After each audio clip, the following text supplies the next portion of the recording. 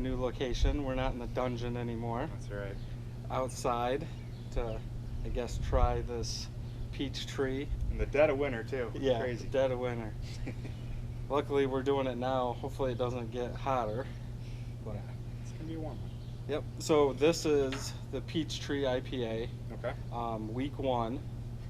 I already posted the video of making it, so if you guys want to see that, go ahead and go look at the whole entire video to see what's in it and all that. It is brew in a bag. I'm guessing. Oh, we did get some carbonation. So this is just a week old. Yep. So we're not expecting a lot of carbonation, but we just want to see what it tastes like after a little bit of carbonation.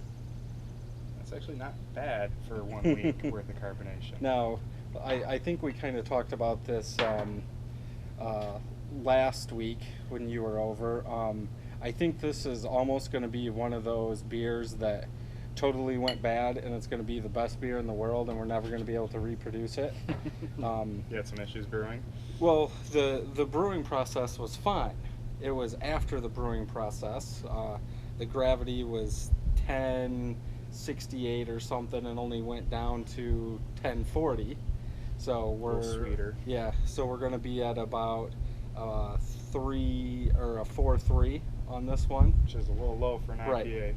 Yep. Then it is dry hopped, and it dry hopped for 2 weeks instead of 1 because I was sick. And when I took the final gravity reading before I primed it with sugar and all that, it was at 1042. So technically it went up somehow, unless I didn't read correctly. But let's go ahead and...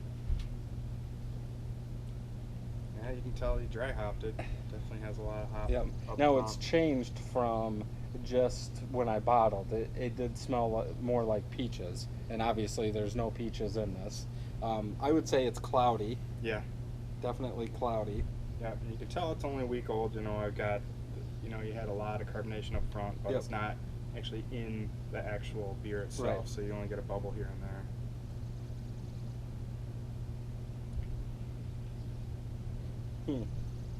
I like it. Lots of bitterness. Yeah, it's you can tell it finished a little high just because it has just a little malt sweetness, not a lot. Yep. Because the hops really take over from there. No, I think this is going to be a good beer, and who knows, if you age it long enough, you might get that peach back. Right. I think the taste is different than the black IPA week 1. I think that had a lot more bite and hoppiness to it than this does. Yeah, this is a lot smoother for an IPA. It's an easy drink. Yeah. But I can feel it might be a little filling because just what's left over in that beer itself. Right. I don't taste any alcohol, but it's almost like a session IPA because it's so low. I guess we'll find out later if we drink more of these in a week or two and we don't feel anything or we're on the floor, then obviously something happened. No, I think over time this is going to turn out to be a really good beer. It's difficult with an IPA, right? How long you age it, right? Because the longer you age it, the more hop falls off, right? More it mellows over time. Yep. So it'll be interesting to save some bottles, 2 weeks, 3 weeks, a month, 2 months, 3 months to see if that peach returns at all that you were smelling up front. And I think the peach is going to come from the hops, the dry hops. So yeah, I don't know if it'll come out or not, but like you could smell a lot more peach before when I bottled, and now I don't. I just smell hop, like dry hop. No, and that's one technique I need to start trying. I really want to do some dry hopping to get that bouquet of flower smell kind of coming through a little bit. No, I think this is going to end up being a good beer. We'll have to check back in a couple weeks and see where we're at. Yep. Well, we have a double header. Steve also has a beer, so we're going to finish this one, and we'll be back with it. Welcome back. I'm Steve. I'm Brad. And this is part of that double header. We were trying beers that are only a week old, so we don't expect a lot from them. But we do want to try them, kind of get our opinion about them, and then try them when they're fully matured and then see the difference. For anyone out there that's doing home brewing, I suggest you do that. It's amazing how much a beer can change over time. And it's not just till it gets mature. If you let it age for quite a while, they change over time Right. as well. So today we're going to do my Kolsch. I brewed this quite a while ago, and it sat for a while. I didn't have time to really bottle it. So we've got half in bottles and half in kegs. So I tried to measure the sugar out accordingly. So this could be undercarbonated, overcarbonated, or hopefully just right. But today we'll kind of see where it's at with this little bit of carbonation. Oh, there's a little. I'll take it. All right. So the Kolsch, for those that don't know, the style is really light. Yeah, there's not a lot of head on that at all. Yours had way more. Very light beer, not high in alcohol, easy to drink.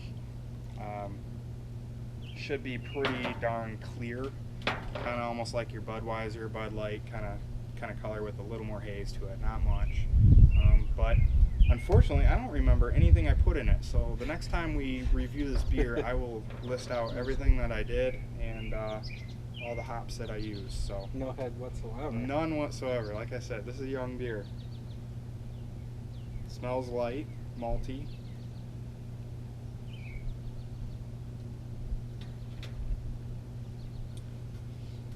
I'm gonna wait till it carbonates. Not the best beer. But the problem with the Kolsch, it's so light. Like, it's a little more flavor than like your Budweiser or Miller. Right. But it is a very, very, very light beer to the point that you need that carbonation to actually give it a little bit of its tart flavor. Yep. So we're not really getting that right now.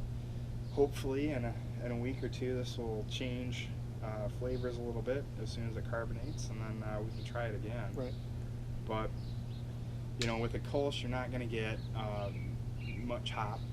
It's very easy to drink. Kind of, some people call it the lawnmower beer, right? If you want to get friends that have never really been into craft beers, or you know, or like our buddies that drink Bud Light. Yeah. This might Or be a beer, Miller Lite. or Miller Lite.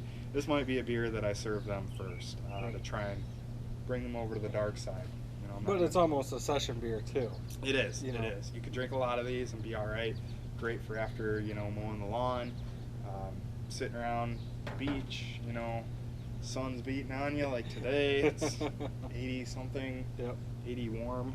That's what it is. 80 hot. But yeah, it's not a bad beer. I have confidence that this will get better as it ages, though.